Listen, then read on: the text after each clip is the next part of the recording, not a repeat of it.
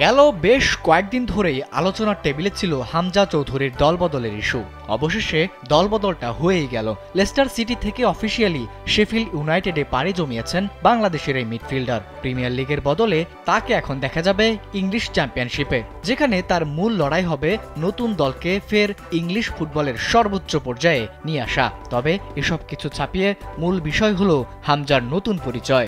English premier league খেলা হামজা যে এখন বাংলাদেশ দলের নতুন বিগ শট, সেটিও হয়তো ইতিমধ্যে টের পেয়ে গেছে ফুটবল ক্লাব শেফিল্ড। তাই তো হামজা চৌধুরীকে স্বাগত জানাতে শেফিল্ড ইউনাইটেড বেছে নিয়েছে তার বাংলাদেশি পরিচয়। 3 সেকেন্ডে প্রথম ভিডিওটি আপলোড করা হয় লাল সবুজের পতাকাকে ক্যাপশন রেখে। এরপরেই তাকে পরিচয় করিয়ে দেওয়া হয় বাংলাদেশি ব্লেড নামে। মূলত শেফিল্ড ইউনাইটেডের ডাক নামের সঙ্গে মিল রেখেই উল্লেখ করা হয়েছে বাংলাদেশি ব্লেড। এদিকে নতুন ক্লাবে যোগ দিয়ে বেশ উচ্ছ্বসিত হামজা চৌধুরী। লেস্টার সিটিতে কোচ রুড ভ্যানের পরিকল্পনায় খুব একটা ছিলেন না এই বাংলাদেশি তারকা। তবে Sheffield United coach Chris welder বেশ আগে থেকেই হামজার খেলার ভক্ত। সেই সুবাদে আবার এই বাংলাদেশিকে নিজের দলে টেনে নিলেন ক্রিস ওয়াইল্ডার।